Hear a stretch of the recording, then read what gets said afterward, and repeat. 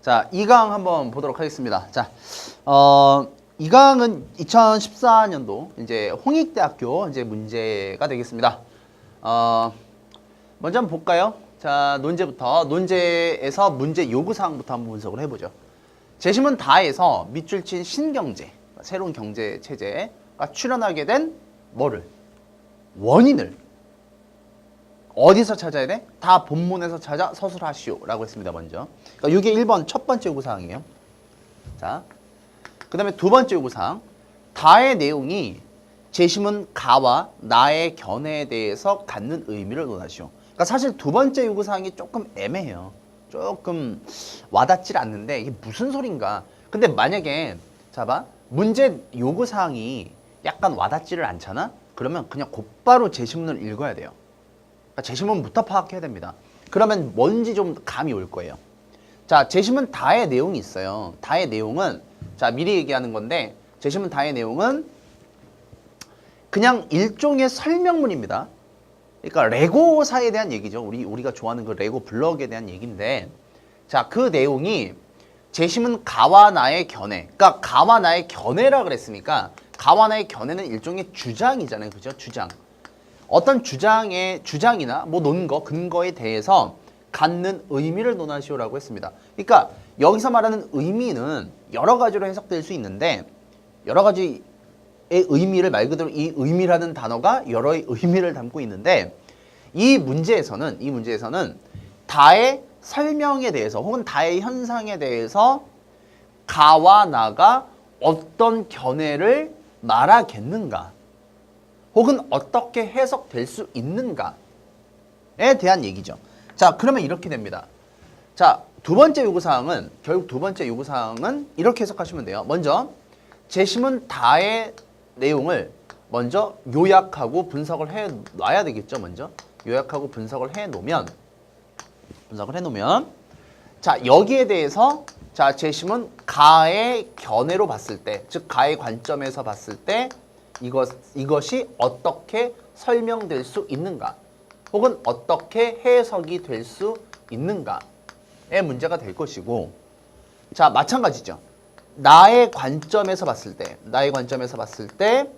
이 다의 주장은 어떻게 설명되며 어떻게 해석을 할 수 있는가 우리가 어떻게 받아들여야 되는가 이거를 써보라는 겁니다. 그러니까 실제 이거 현장에서 이 문제를 풀 때 여기까지는 여러분들이 그냥 어느 정도 그냥 끄적끄적 쓰는데 제일 문제가 이거예요. 이거를 지금 이번에 두 번째 요구사항에 이 뭐랄까 딱 정말 부합하게 쓰는 답안을 정말 보기가 힘듭니다. 사실은. 자, 그래서 자, 이게 경제학과 이제 해당 문제 배점이 좀 큰 문제인데 홍익대는 일단 최저 등급이 굉장히 관대하죠. 그렇죠? 홍익대학교의 네임밸류에 비추어 봤을 때 그렇죠? 그러니까 2등급 두 개 합 4입니다. 두 개 합 4고요. 그리고 홍익대 문제는 일단 필수 공통 문제가 하나 나오고요. 그다음에 계열별로 선택 문제가 나옵니다. 특히 경제학과라든가 경영경제 계열과 그다음에 법학 계열에서 자, 계열 선택 문제에서는 1번, 그러니까 공통 문제가 1번이고 그다음에 2번이 계열 선택 문제인데 계열 선택 문제에서 여기나 여기에서 만약에 응시한 학생이 있다면 2번 문제에서는 배점을 2배로 해줍니다. 그러니까 일종의 그 뭐랄까 막판 뒤집기 보너스 스테이지죠. 게임하다 보면 그런 거 있잖아. 그치? 막 이렇게 뭐 아이템을 이거 먹으면 그렇잖아. 막 2배 배점이 되는 뭐 그런 거죠. 그러니까 막판 뒤집기가 가능해요. 그러니까 되게 좀 재밌는 것 같아. 다이나믹한 것 같아. 우리가 실제 사례인데 가르쳤던 학생 중에 하나가 동국대학교 문제를 봤는데 동대가 이제 1번, 2번, 3번 이렇게 구성되어 있죠. 근데 이게 얘가 배점이 어떻게 됐냐면 1번에서 D 나왔어요. 1번 D입니다. 거의 합격이 희박하죠. 2번이 배점이 뭐가 나왔냐면 C가 나왔대. C. D, C죠. 근데 3번에서 얘가 S가 나온 거야. A보다 위에 있는. 그래가지고 평균 A 처리가 된 거예요. 평균 A. 그러니까 합격 이렇게 되는 거지. 그러니까 이런 뒤집개의 묘미가 확실하지 않나. 약간 좀 갬블의 성격도 좀 있고. 그래서 홍익대 같은 경우에는 개인적으로는 원서를 지원할 때, 수시 지원할 때, 논술 지원할 때 홍익대는 어때요? 라고 한다면은 나는 개인적으로 좀 추천하는 바입니다. 굉장히 좀 좋은 기회가 될 수 있지 않나.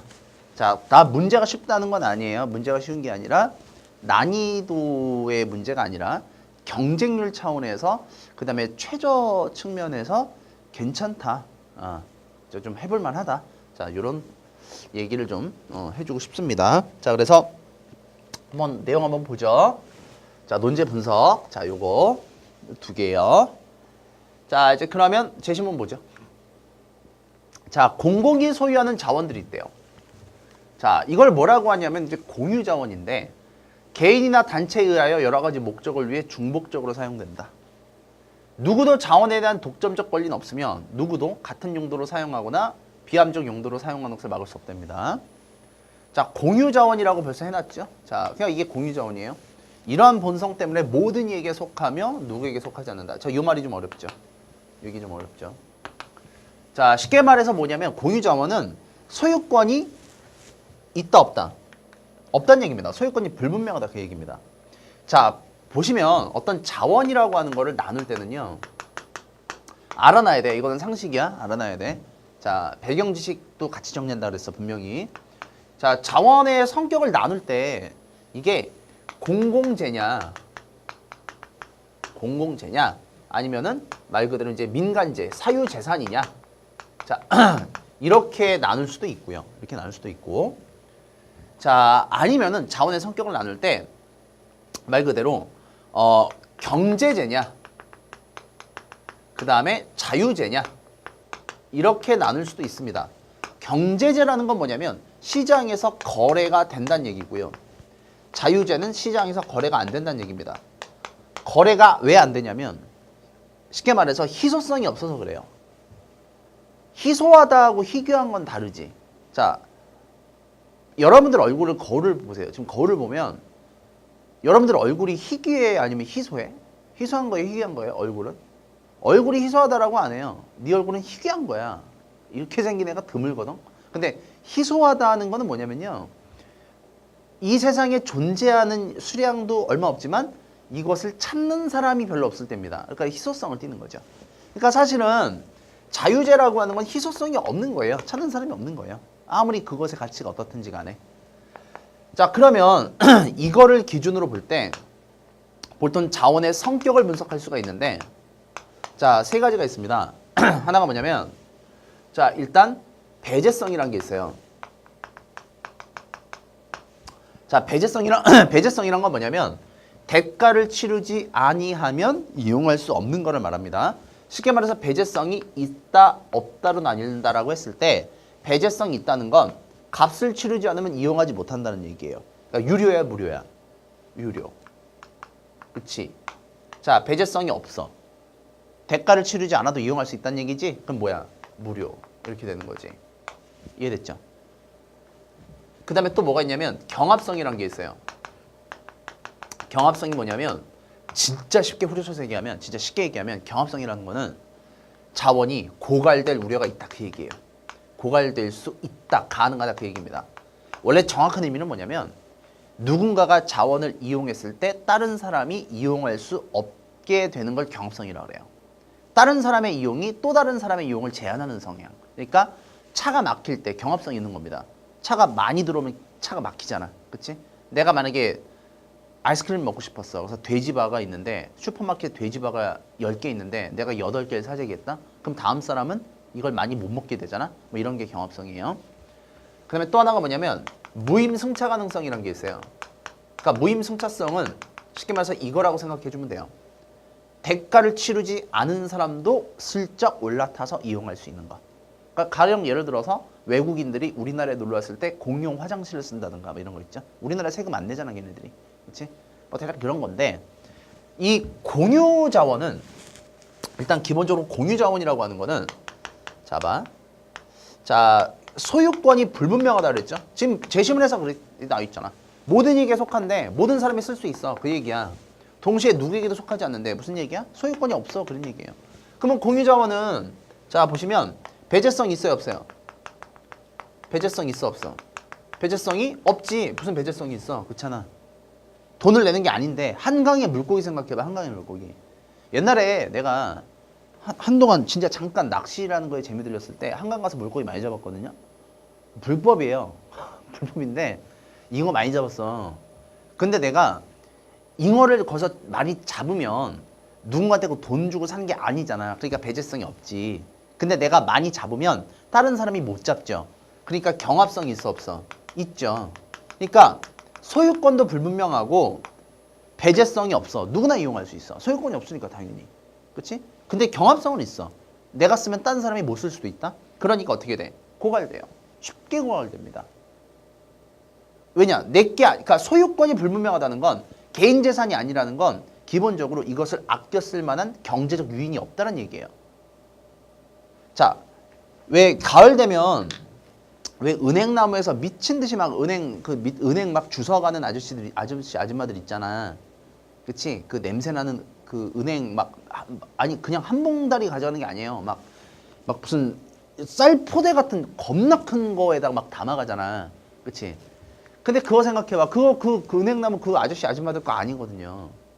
근데 막 주워가잖아. 그치? 그러니까 미안한데 은행이 먹고 싶은 사람은 부지런하지 않으면 돈 주고 사 먹어야 돼. 근데 여기서 보시면 보세요. 모든 이가 이용한대. 뭐를? 공유자원을. 그렇기 때문에 낭비되고 과용되고 결국 소멸된대. 누구도 노력할 유인이 없대. 유인이 뭐야? 이유지? 당연하지. 내게 아닌데 이걸 왜 아껴? 그렇잖아. 그러니까 공용 화장실에 휴지 생각해봐. 막 쓰잖아. 심지어 휴지를 한 통째 가져가는 이런 미개인들도 있단 말이야. 그렇지? 그러니까 이럴 때 개별 사용자들이 이 공유 자원에서 보다 많은 가치를 획득하기 위해서는 빨리 쓰는 것밖에 없어요. 빨리 먼저 많이 쓰는 것밖에 없습니다. 자, 이해됐죠 지금? 그래서 가제시문에서는 자 공공재에 대한 얘기를 하고 있습니다. 공유 자원. 그러니까 공유 자원의 비극이죠 이게. 그 경제 과목에서 다루는. 자 이제 그러면 앞 단락에서는 공유 자원의 비극에 대해서 말하고 있는데 그러면 두 번째 단락에서는 뭐를 말하고 있냐면 이거를 해결하기 위한 방법입니다. 자, 도식화 시켜보죠. 첫 번째 단락에서 공유 자원의 비극이 제시가 돼 있다면 자, 이제 두 번째는 뭐가 나와 있냐면 이에 대한 해결책이 제시가 돼 있는데 자, 해결책은 쉽게 말해서 뭐래요? 읽어본 학생들. 해결책이 뭐야? 사유재산 제도를 강화시키면 된다라는 거죠. 이 말 이꼬르 무슨 얘기냐면 자, 경제적인 유인을 강화시킨다. 이 얘기지. 됐음? 핵심이 이거예요, 골자가. 자, 한번 볼게.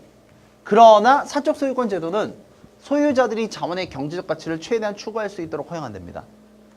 사익 추구와 경제적 유인은 소유자들이 자원의 경제적 가치를 장기적으로 유지시키고자 하는 자, 노력하도록 만들어주고 자원의 소유자는 아까는 공유자원이었지. 소유자는 오늘과 내일, 지금으로서 10년 뒤에도 혜택을 향유하고자 하기 때문에 지속가능하고 장기적인 시각에서 자원을 관리하고자 노력하게 된다. 의심할 바 없이 18세기의 위대한 사상가들은 자기의 사익 추구, 세계를 움직이는 동력으로 파악했답니다. 개인주의는 이러한 지도적 원리이자 자 이런 것들이래요. 그러니까 자 경제적 유인을 강화시키고 자 결국에 이것이 자 개인주의, 올바른 어떤 효율적인 의미의 개인주의를 강화시킴으로 해서 결국에 공유자원의 쉬운 고갈을 막아낼 수 있다. 해결할 수 있다. 자, 라고 하고 있습니다. 내 거를 만들면 사실 최고죠. 이거 생각해봐. 만약에 여러분들 이런 것도 생각해봐봐. 있잖아. 학교 화장실이 내 거야. 자, 학교 화장실이 있지? 학교에 화장실 있죠? 학교 화장실이 내 거예요. 내 거. 내 소유권이 됐어. 그러면 그 다음부터 어떻게 할 거야? 막 화장실에서 막 낙서하고 막 어떤 담배 피고 막 그런단 말이에요. 막 더럽히고 막 그런단 말이야. 이상한 짓거리 그럴 거란 말이야. 그러면 근데 그 순간 내 거예요. 이게 만약에 내 거가 된다면 그때부터는 얘기가 달라져. 난 솔직히 화장실이 내 거라면요, 나는 당장 유료화 시킬 겁니다. 당연하죠. 쓸데없는 애들이 못 들어가게 난 막을 것 같아. 소변 1,000원, 대변 2,000원, 휴지는 뭐 5,000원, 물티슈 10,000원. 나 그럴 것 같아. 그러니까 꼭 필요한 놈이 쓰라는 거지. 내 거니까. 그러니까 내 거기 때문에 거기서 낙서하고 뭐하고 이러면요, 나는 목숨 걸고 막을 거야. 나는. 왜? 내 거니까. 그러니까 화장실을 이제부터 가격이 정해져 있는 순간, 즉 배제성이 생겨버리는 순간 진짜 필요한 사람만 이용할 수 있게 바뀝니다. 그렇게 되면 자원의 고갈을 막을 수 있죠. 자원의 비효율적인 사용도 억제할 수 있죠. 왜? 사적 동기가 추가되니까. 경제적 뭐가 생기니까? 유인이 생기니까. 이유가 생기니까. 그죠? 자, 그래서 자, 첫 번째 내용은 자, 이렇게 정리할 수 있을 것 같고. 자, 이제 그러면 두 번째 나로 한번 가보죠. 자, 나는 또 상반된 견해가 나오지 않을까? 자, 일단 볼게요. 많은 사람들은 개인주의가 가장 탁월한 성취라고 생각한다. 자, 이 권리는 일반적으로 사법제도에 의해서 보호되고 있다. 그러나 벌써 나왔네요. 그죠? 그러나 이런 평가에 동의하지 않는 사람들도 있답니다. 자, 아까 제시문 가에서 분명히 개인주의에 대한 찬양이 나왔잖아. 그렇지? 근데 여기는 아닌 사람도 있대요. 자, 현대의 자유는 삶의 지평을 파괴했답니다. 자, 그래서 획득됐대요. 어떤 지나간 삶의 지평을 파괴됩니다. 무슨 말인지 의미가 모호하죠? 선생님도 잘 좀 모호한 것 같아요. 자, 과거의 사람들은 스스로를 더 거대한 질서 일부분이라고 생각하곤 했답니다. 자, 자기를 거대한 질서 일부분으로 생각했대요. 개인주의가 아니라 일종의 공동체주의죠. 그렇죠? 거대한 질서, 공동체의 일부분. 그래서 때로는 이는 우주적 질서, 거대한 연쇄를 의미하기도 했답니다. 자, 아직까지 의미가 약간 모호하죠. 자, 그런데 개인은 이 거대한 사회적 내지 우주적 지평과 관련해서 무엇인가 중요한 걸 상실했답니다. 몇몇 책은 인생에서 영웅적 차원이 상실되었다는 점을 언급하고 있대요. 더 이상 고귀한 가치나 기꺼이 목숨을 바칠 수 있는 숭고한 목적을 갖고 있지 않고, 자, 민주적 시대 토크빌이라는 사람이 자꾸 통속적 즐거움을 추구하는 경향으로 자, 뭐 바뀌고 있다라는 얘기를 하는 것 같아요. 자, 내가 볼 때 더 이상 고귀한 가치나 기꺼이 목숨을 바칠 수 있는 숭고한 목적이 없대. 자, 이제 그리고 영웅적 차원이 성실됐대요. 자, 이제 그러면 자, 우리가 개요를 한번 짜보죠. 먼저 중요한 거는 개인주의 확산이었습니다. 그렇죠? 자, 개인주의가 확산이 된 게, 자, 이게 독립변수야. 원인이야. 그치? 인과관계에서 원인이 되죠. 원인. 자, 이제 그게 어떻게 됐다는 거야, 원인이. 개인주의가 확산돼서 뭐가 어떻게 됐다는 거야?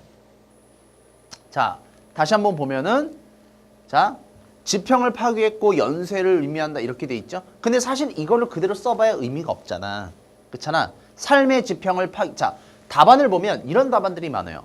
자, 뭐라고 해놓냐면, 재심은 나는 개인주의 확산이 삶의 지평을 파괴했다고 말한다. 이렇게 쓰는 답안들이 많은데, 그게 왜 안 좋은 거냐면, 그게 뭐 잘못됐다라고 말할 수는 없지만 그게 별로 좋지 않은 답안인 게 뭐냐면, 삶의 지평이라는 되게 추상적인 표현이 나왔잖아. 근데 이 추상적인 표현을 이걸 내가 그대로 쓰면 어떻게 하겠다는 얘기야. 그러면 이 삶의 지평이라는 이 표현을 이 친구가 알고 있구나, 이 의미를 파악했구나라고 교수가 평가할 수가 없죠. 자, 이게 되게 단순해요. 이게 단순하다는 게 무슨 말이냐면, 의외로 스킬이라는 게 단순해. 되게 그 무슨 논리적인 구조를 다 알 필요는 없지만, 자, 이런 거예요. 만약에 제시문에서 되게 짧고 추상적인 표현이 나왔어. 그럼 이거는 내가 가급적 자세하게 풀어주는 게 좋은 것이고, 반대로 제시문이 정말 디테일하고 사실적으로 너무 길게 나왔어. 그럼 이거는 그냥 짧고 간략하게 압축해주면 돼. 그러니까 짧으면 늘려주고 길게 나왔으면 짧게 압축해주면 되는 거예요. 그게 기술인 거예요. 그게 스킬인 거야. 이해됐어? 그러면 자, 이것도 마찬가지예요. 자, 앞에 있는 내용에 이 뒤에 부연 설명이, 앞에 있는 내용에 대한 부연 설명이 나와 있는 거예요. 자, 무슨 얘기냐면, 개인주의가 확산되면서 사람들은 순간 목적이나 고귀한 가치가 없대. 나는 이걸 어떻게 해석했냐면 공적인 영역이라든가 내지는 사회적인 사명이라고 해야 되나? 이런 것들이 조금 사라졌다라는 얘기를 하는 것 같아요. 자꾸 통속적인 즐거움을 추구하는 경향이래. 쉽게 말해서 사람들이 이제 뭐랄까 덕질하기 시작했다. 이런 의미겠지. 그렇지? 약간 오덕 같은 기질이 굉장히 강해졌다. 그러니까 자 삶의 지평이 협소해졌대잖아. 그러니까 삶의 지평이란 건 그런 것 같아. 말 그대로 삶의 목적을 상실하면서 지평이 협소해졌다는 건 인생을 바라보는 시야나 관점 자체가 좁아졌다는 얘기를 하는 것 같아요. 거대한 이상을 잃어버렸대. 내가 태어난 것은 뭐 예를 들어 예를 들어 옛날 같은 경우에는 뭐 이 나라의 독립을 위해서 뭐 민주화를 쟁취하기 위해서 독재 정권을 타도하기 위해서 이러한 숭고하면서 사회적이면서 공적인 가치를 추구하면서 사는 게 아니라 이제는 사람들이 굉장히 개인주의에 매몰되면서 자꾸 통속적인 것에만 집중하고 즐거움만을 추구하게 됐다. 이런 말을 하는 것 같습니다. 자, 이거를 다시 풀어보면 결국에 사람들은 자 공적인 것에 대한 의무나 어떤 사명감이나 목적의식이나 이런 것들을 갖고 있다 상실했다. 상실했고 뭐에 매몰됐다. 자 개인적 차원. 자 개인적 차원에서의 즐거움과 재미에 매몰돼서 몰입돼서 자 살아가고 있다라는 얘기를 하는 것 같습니다. 이해됐죠? 그러니까 잘 생각해봐. 여러분들이나 나나 사는 이유나 목적 같은 게 뭐야? 뭐 이 나라의 경제 민주화를 위해서, 뭐 진정한 민주주의 정착을 위해서, 혹은 뭐 세계 평화를 위해서 이런 거를 위해 추구하고 사는 게 아니라 되게 사는 재미가 사소하잖아요. 막 오늘은 드라마 뭐 어떻게 되지? 이런 거 궁금하고 최신 영화 개봉했다는데 학생들의 제일 큰 고민거리가 뭐야? 뭘 취직이라든가 뭐 군대 이런 것도 있겠지만 남학생 같은 경우에 뭐야? 여자친구가 없는 거잖아. 삶의 지평이 그렇잖아. 되게 사소하잖아. 어떻게 보면. 그렇죠? 그러니까 뭐 그런 것들. 그게 나쁘다는 게 아닙니다. 그게 나쁘다는 게 아니라 그렇게 변해왔다라고 하는 거예요. 자, 이해됐죠? 그러면 자, 아까 가와 비교해 보면 개인주의에 대한 전혀 다른 견해네, 이게. 자, 그래서 자, 문제 요구 사항을 좀 좀 생각을 해 보시고. 자, 이제 그러면 정리를 한번 해 볼까? 정리를 한번 해 보죠. 지금 뭐라고 하나? 자, 재심은 가는. 자, 공유자원 사례를 들고 있죠. 공유자원 사례. 그래서 개인의 어떤 뭐랄까 사유재산, 그 다음에 개인주의. 뭐 사실 개인주의라는 단어만 써도 될 것 같습니다만 이런 것들이 자원의 효율적 분배를 해결할 수 있다. 강화시킬 수 있다. 해결할 수 있다. 라는 말을 하죠. 중요한 핵심은 뭐냐면 이겁니다. 중요한 핵심은 이거예요. 얘네입니다. 이게 중요한 핵심이죠. 그 다음에 나는 뭐였어요? 지금 방금 봤듯이. 자, 제시문 나는 자 개인주의 확산이 자 사람들로 하여금 삶의 지평을 협소하게 했다. 즉 말 그대로 삶의 목적이나 뭐 그 다음에 뭐 지평이란 말은 좀 그러니까 범위라고 해야 되나? 뭐 관점이라고 해야 되나? 안목 같은 것들 이런 것들을 매우 협소하게 만들고 자 그 다음에 공적인 영역에서 이런 사람들의 목적이 박탈되었다, 상실되었다 이런 얘기를 하는 것 같습니다. 그럼 어쨌거나 이것도 가장 중요한 변수는 뭐예요? 개인주의네요, 그죠? 개인주의. 그럼 이게 이 두 가지가 자 이제 제시문 다에 대한 자 내용을 한번 보겠습니다. 자 지금 다의 내용은 뭐냐면 신경제입니다. 신경제는 말 그대로 공유에 대한 걸 말하는 거예요. 공유, 소유 대신에 공유에 기반한다라고 했습니다.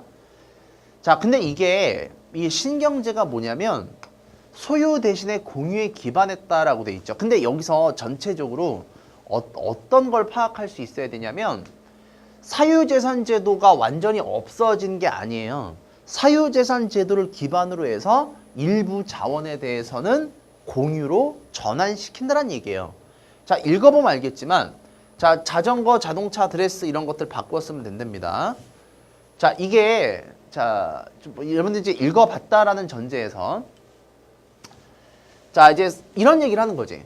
사유재산 제도가 확산이 되면서 자, 왜 우리가 이제 모든 자원을 내가 사야 되잖아. 자, 그런데 이런 게 있어요. 어떤 게 있냐면 사는 것보다는 같이 쓰는 게 훨씬 좋은 게 있어. 자, 뭐 예를 들어서 옛날에 많았던 그 뭐 책방, 만화방, DVD방 같은 거 생각해봐. 개인이 한 권 한 권 살 필요 없는 거잖아. 그거 얼마나 비효율적인 짓이야. 그치? 자, 집에 러닝머신 있어? 집에 러닝머신 있어요? 내 옛날에 러닝머신 하나 샀거든? 우리 어머니 때문에. 러닝머신 정확하게 일주일 뒤에 빨래 건조돼야 된다, 그거. 150만 원 주고 샀거든? 그럴 수밖에 없어. 왜냐? 일단 뛰니까 밑에 집에서 당장 올라와.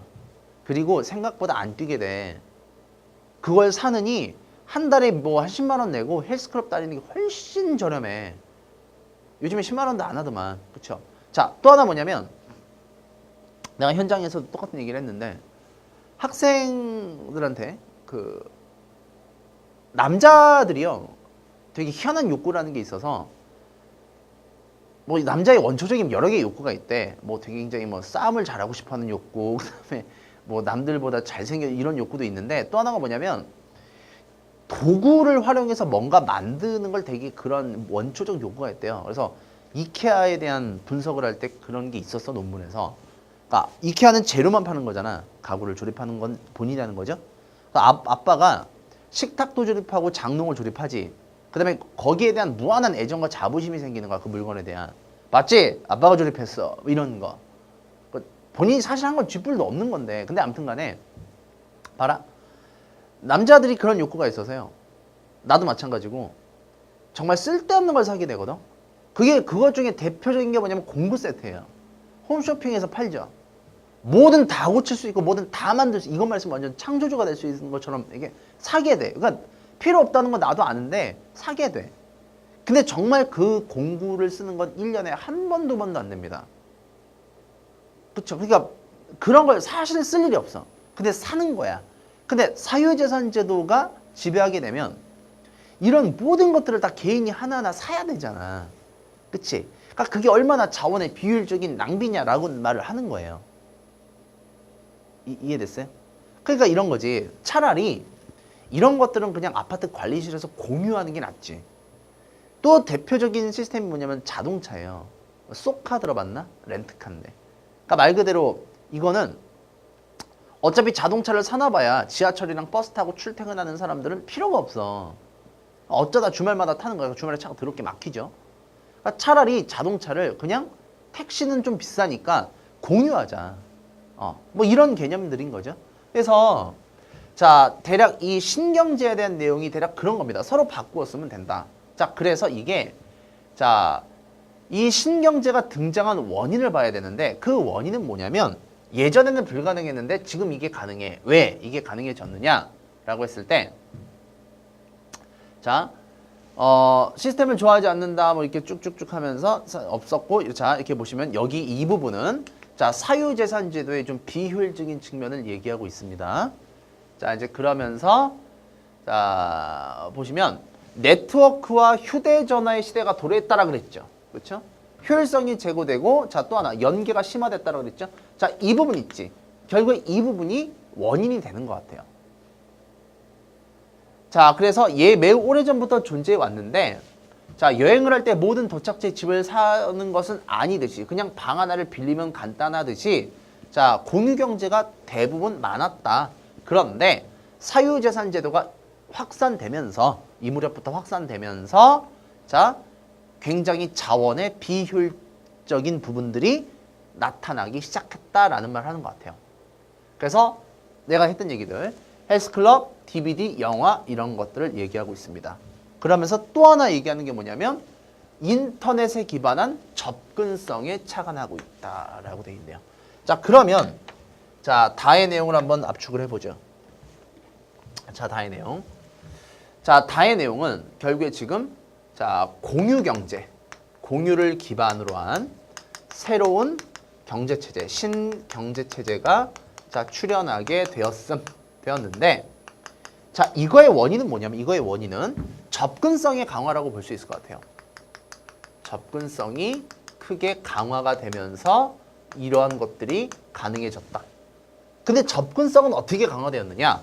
자, 인터넷을 비롯한 인터넷과 자, 관련된 자, 네트워크가 확산되면서 접근성이 강화됐고 신경제 출현에 기여할 수 있게 되었다.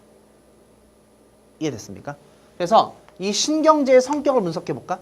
이 신경제라고 하는 놈은 뭐냐면 결국에 자, 뭐 공유를 기반한다라고 했는데 모든 자원을 그렇게 하는 게 아니라 말 그대로 공유 형태로 전환시켰을 때 조금 더 효율적일 수 있는 즉 효율적인 자원의 분배를 가능하게 하는 것들이더라.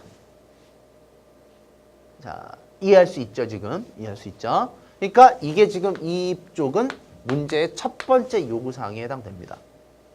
그러면 자, 문제의 두 번째. 자, 여기 또 있어요. 낭비하지 않고 환경 문제의 심각성을 인지하고 공동체와 교감하는 의식 있는 사람으로서 살아가는 방식이라고 했습니다. 그럼 여기에서 또 하나 뭐가 있냐면 이러한 공유 경제를 가능하게 한 또 하나의 원인은 자, 추가로 가보면 자, 결국에 환경 문제에 대한 인식과 환경 문제가 심각하다는 것을 인식하면서 자, 동시에 공동체적인 삶의 필요성을 절감한 사람들 혹은 강조하는 사람들로 인해서 자, 연계가 강화되고 접근성이 강화되면서 이런 것들이 가능해졌다. 그러니까 결국에 이 원인은 신경제가 출현하게 된 가장 핵심, 메인리 원인은 뭐냐면 이게 가장 큰 원인이고요. 그 다음에 이게 부차적인 원인으로서 나타날 수 있지 않나. 자, 이해됐죠? 그래서 자, 가의 관점을 가진 사람, 나의 관점을 가진 사람이 있는데 자, 문제 요구사항이 뭐였었어요? 이것의 의미를 써보라 그랬죠. 그렇죠? 그러니까 자, 다의 관점에서 혹은 가의 관점에서 혹은 나의 관점에서 다의 현상을 우리가 어떻게 받아들일 수 있는가? 자, 그러면 제시문 분석 한번 읽어보시고 여태까지 분석해 드렸으니까 자, 한번 잘 보시고요. 자, 이제 그러면 핵심을 정리해 보면 자, 계율을 한번 짜보죠. 자, 가는 사유재산 제도에 강합니다. 자, 그러면 다의 의미를 좀 해석을 해보면 자원의 비효율적인 낭비를 다의 경제체제, 그러니까 사유재산이 아니라 오히려 공유의 강화가, 공유 경제의 강화가 오히려 자원의 효율성을 증대시킬 수 있다. 왜 가는 정반대의 견해잖아. 그치? 자원의 사유화가 자원의 효율적인 분배를 강화시킨다라고 했지만 그게 아니라 오늘날에는 네트워크가 발달하고 연계성과 접근성이 강화됨으로 인해서 오히려 공유체제가 더 자원을 효율적으로 이용할 수 있으며 공유 자원을 낭비하지 않게 막을 수 있다. 고갈이 초래되는 것을 막을 수 있다. 이렇게 해석될 수 있을 것 같고 나는 내용이 뭐였었어요? 개인주의가 확산되면서 얘네들의 공통적인 원인이 개인주의지. 개인주의가 확산되면서 개인의 삶의 지평이 협소해졌다. 이런 얘기죠. 근데 제시문 다는 교환경제가 등장하면 등장할수록 교환경제가 등장하게 된 원인이 접근성의 강화와 네트워크, 사회적 연계의 강화가 있잖아요. 확대가 있잖아. 그러니까 공유경제가 확산되면 확산될수록 사회의 연계와 네트워크의 강화가 더 강화될 것이고 이것은 나에서 말한 문제를 해결할 수 있는 일종의 해결책이 될 수도 있을 것이다. 이렇게 볼 수 있겠네요. 자, 그래서 예시담을 한번 보죠. 여러분들이 쓴 거 한번 비교해 보시고. 자, 한번 볼게요. 다의 신경제는 사유재산 제도를 기반으로 한 공유체제가 도입된 형태라고 할 수 있다. 신경제의 특징은 기본적인 자원의 사적 소유를 바탕으로 하되 일부 자원에 대해서는 공유 시스템을 통해 효율적 사용을 지향하는 것이라고 할 수 있다. 문장이 굉장히 워딩이 정확하죠. 아주 정확하죠. 이러한 시도가 나타나게 된 가장 큰 원인은 정보화를 통한 접근성 강화에 있다. 자, 이게 첫 번째 요구사항입니다. 원인을 다해서 찾았으라 그랬으니까 정보화를 통해 인터넷이 하나의 공간으로부터 부각되고 사람들 간의 접근성이 수월해짐에 따라 불필요한 소비와 자원의 낭비를 줄이고 경쟁적으로 나타나는 소비를 줄이는 욕구가 반영된 것이다. 이게 첫 번째 요구사항. 정의를 내려주는 게 좋아요. 무조건. 신경제 체제가 무엇이다. 정의를 내려주시고 원인을 분석해 주시고. 자, 이제 그러면 두 번째 요구사항 보죠. 이런 관점에서 볼 때 기존의 경제체제, 여기서 말하는 기존의 경제체제란 사유재산, 과도한 경쟁 원리와 사적 이익 추구의 강화를 강조한 측면이 존재했다. 이는 사유재산과 사적 이익 추구를 절대적 가치로 여기는 태도를 강화시켰으며 그 결과 자원의 효율적 분배를 비효율적 분배죠. 비효율적 분배라고 써야 돼요. 초래할 수 있다.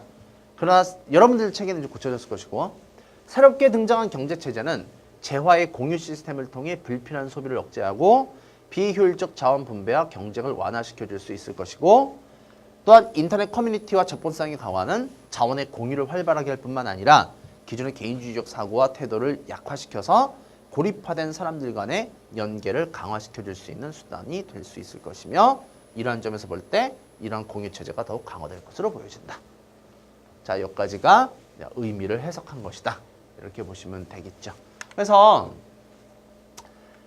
두 번째 요구사항이 좀 어려웠어요, 사실. 두 번째 요구사항이 좀 어려웠고. 자, 의미를 이렇게 여러분들이 쓴 것과 한번 비교를 해보시면 되겠습니다. 그러니까 이 부분은 제시문에서 찾을 수 없죠. 여러분들이 이건 찾아 쓰셔야 되는 부분이었죠. 자, 이렇게 해서 2강까지 봤습니다. 다음번 3강인데 3강은 좀 문제가 간단하고 쉬울 거예요. 자, 3강 여러분들 한번 미리 써보시고 자, 쌤은 3강에서 찾아뵙도록 하겠습니다.